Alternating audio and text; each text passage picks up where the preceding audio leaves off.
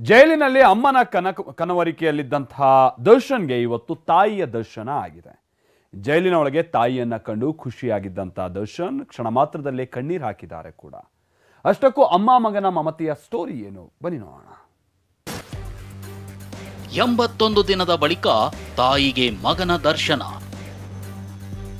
ನಗುತ್ತಲೇ ಬಂದು ಅಮ್ಮನ ಮುಂದೆ ಬಿಕ್ಕಿ ಬಿಕ್ಕಿಯಾತ್ತ ದಾಸ. ರೇಣುಕಾಸ್ವಾಮಿ ಕೊಲೆ ಕೇಸ್ನಲ್ಲಿ ದರ್ಶನ್ ಬಂಧನವಾಗಿ 100 ದಿನಗಳೇ ಉರುಳಿ ಹೋಯಿತು. ಹೀಗಾಗಿ ಅಮ್ಮನನ್ನ ನೋಡುವ ಹಂಬಲ ಆಗಿತ್ತು. ಕಳೆದ 2 ವಾರದಿಂದಲೂ ಅಮ್ಮನ ಕನವರಿಕೆಯಲ್ಲೇ ಇದ್ರು. ಇವತ್ತು ಅಮ್ಮನ ಮುಖ ನೋಡೋ ಭಾಗ್ಯ ಸಿಕ್ಕಿತ್ತು.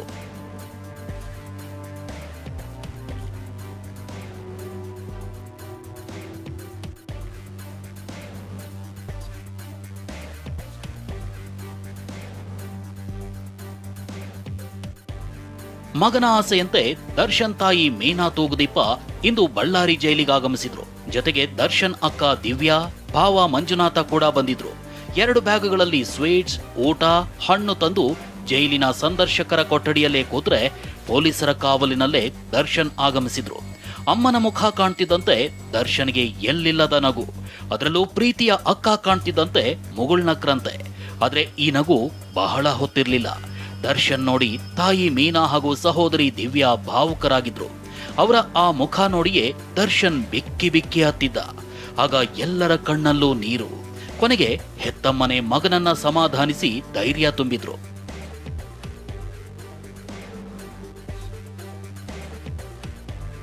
25 ನಿಮಿಷ ಮಾತು, ಹಣ್ಣು ವಾಪಸ್ ಕಳಿಸಿದ ದಚ್ಚು.